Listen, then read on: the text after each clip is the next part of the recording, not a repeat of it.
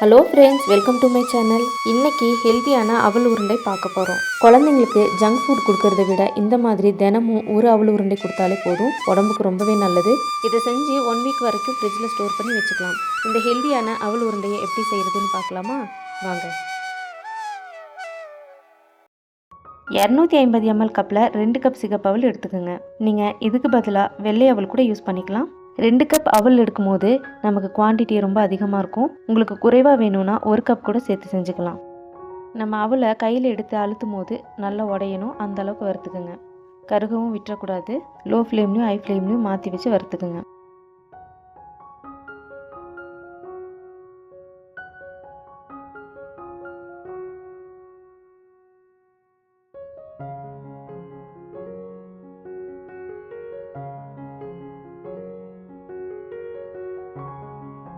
இந்த மாதிரி உடையணும். இப்போ இதை ஒரு பிளேட்டுக்கு மாற்றிட்டு நல்லா ஆற வச்சிடுங்க. அதே கப்பில் 1/2 கப் நிலக்கடலை சேர்த்துக்குங்க. நான் இன்றைக்கி வறுத்த நிலக்கடலை எடுத்திருக்கேன். உங்கள்கிட்ட வறுக்காத நிலக்கடலை இருந்தால் நல்லா வறுத்துட்டு தோலெல்லாம் க்ளீன் பண்ணிவிட்டு அதுக்கப்புறமா யூஸ் பண்ணுங்கள். ஏற்கனவே வறுத்துருக்கிறதுனால 1 நிமிஷம் மட்டும் நல்லா வறுத்துக்குங்க. ரொம்ப நேரம் வறுக்கணும்னு அவசியம் இல்லை. நல்லா சூடானதுக்கப்புறமா இதையும் நல்லா ஆற வச்சுருங்க. அவல் நல்லா ஆறுனதுக்கப்புறமா ஒரு மிக்ஸி ஜாரில் சேர்த்துட்டு நல்லா ஃபைன் பவுடராக அரைச்சிக்குங்க.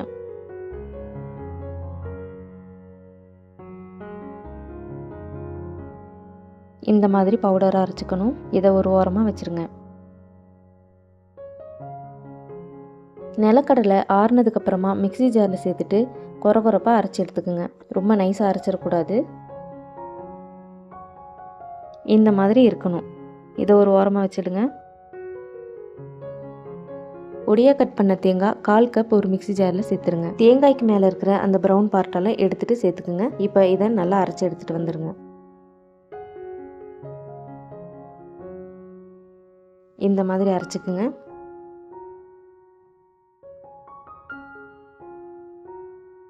வெல்லத்தை நல்லா துருவிட்டு அதை 1/4 கப் எடுத்துக்கோங்க. அவல் எடுத்த அதே கப்பில் தான் வெல்லமும் எடுத்துக்கணும். நீங்கள் அவல் குறைவாக சேர்க்குறீங்கன்னா வெல்லமும் அதுக்கு தகுந்த மாதிரி எடுத்துக்கோங்க. இப்போ இது கூட 2 கப் தண்ணி சேர்த்துக்குங்க.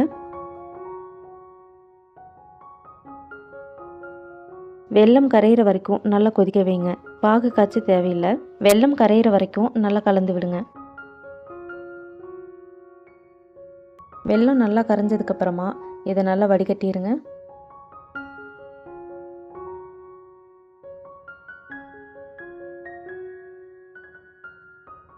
ஒரு பேனில் 1/2 டீஸ்பூன் நெய் சேர்த்துக்குங்க. நெய் சூடானதும் உங்களுக்கு தேவையான அளவுக்கு முந்திரி சேர்த்துக்குங்க. முந்திரியை ரொம்ப கருக விடாமல் லைட் கோல்டன் ப்ரௌன் கலரில் வறுத்துக்குங்க. இதில் நம்ம திரும்பவும் நெய் சேர்த்த போகிறோம், அதனால் ரொம்ப சேர்த்த தேவையில்லை. இந்த அளவுக்கு வறுத்தீங்கன்னா போதும், ரொம்ப கருக விடக்கூடாது. இப்போ இதை ஒரு பவுலுக்கு ட்ரான்ஸ்ஃபர் பண்ணிடுங்க. இப்போ நம்ம கரைச்சி வச்சுருந்த வெல்லத்தை ஒரு பேனில் சேர்த்துருங்க.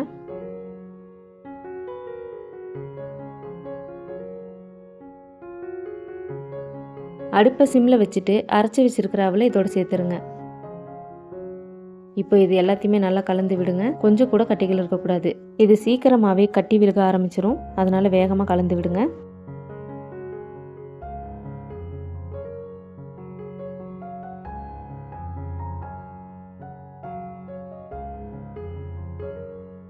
இந்த அளவுக்கு திக்கானதுக்கப்புறமா அரைச்ச தேங்காயை இதோடு சேர்த்துருங்க.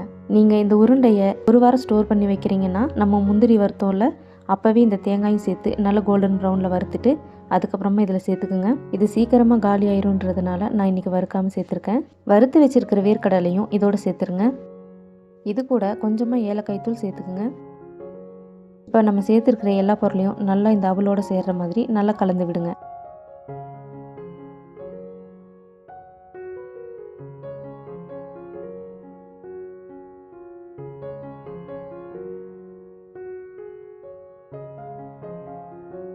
நல்லா மிக்ஸ் பண்ணி விட்டதுக்கப்புறமா 1 டேபிள் ஸ்பூன் நெய் சேர்த்துக்குங்க.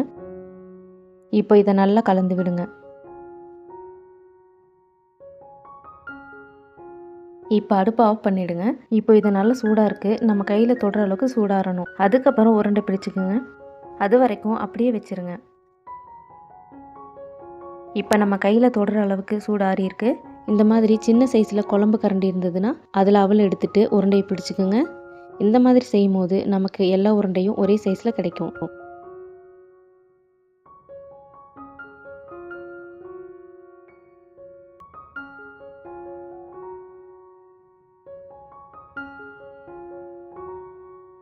வறுத்து வச்சிருக்கிற முந்திரியை ஒன்று மட்டும் எடுத்து இந்த மாதிரி நடுவில் வச்சுட்டு நல்லா உருண்டை பிடிச்சிக்கோங்க. இதே மாதிரி எல்லா உருண்டைகளையும் பிடிச்சிக்கோங்க.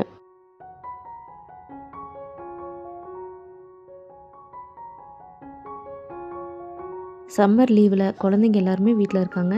இந்த டைமில் இந்த மாதிரி சத்தான அவல் உருண்டை செஞ்சு கொடுங்க. உடம்புக்கு ரொம்பவே நல்லது. ஊட்டியில் இருக்கிற கிளைமேட்டுக்கு இது 2 நாள் வரைக்கும் கெட்டு போகாமல் இருக்கும். அதனால் நான் தேங்காவை வறுக்காமல் சேர்த்துருப்பேன். வெயில் அதிகமாக இருக்கிற இடத்துல இருக்கிறவங்க தேங்காயை நல்லா வறுத்துட்டு செஞ்சிங்கன்னா 2 நாள் வரைக்கும் வெளியில் வச்சு யூஸ் பண்ணலாம். 1 வாரம் ஃப்ரிட்ஜில் ஸ்டோர் பண்ணி வச்சுக்கலாம். குழந்தைங்களுக்கு கொடுக்கறதுக்கு மஸ்டான ஸ்நாக் இது. நீங்களும் இந்த ரெசிபியை வீட்டில் ட்ரை பண்ணி பாருங்கள். ட்ரை பண்ணி பார்த்துட்டு எப்படி இருக்குன்னு கமெண்ட்ஸில் சொல்லுங்கள். மறக்காமல் உங்கள் ஃப்ரெண்ட்ஸ் அண்ட் ஃபேமிலிக்கும் ஷேர் பண்ணிவிடுங்க. நம்ம சேனலை சப்ஸ்கிரைப் பண்ணாதவங்க சப்ஸ்கிரைப் பண்ணிக்கோங்க. பக்கத்தில் இருக்க ஆல் பெல் ஐக்கானையும் கிளிக் பண்ணிவிடுங்க. இந்த ரெசிபியில் வர ஒவ்வொரு பொருளோட அளவையும் நான் டிஸ்கிரிப்ஷனில் கொடுத்துருக்கேன். மறக்காமல் செக் பண்ணி பாருங்கள். இன்னொரு நல்ல ரெசிபியோடு வர வரைக்கும் பாய்.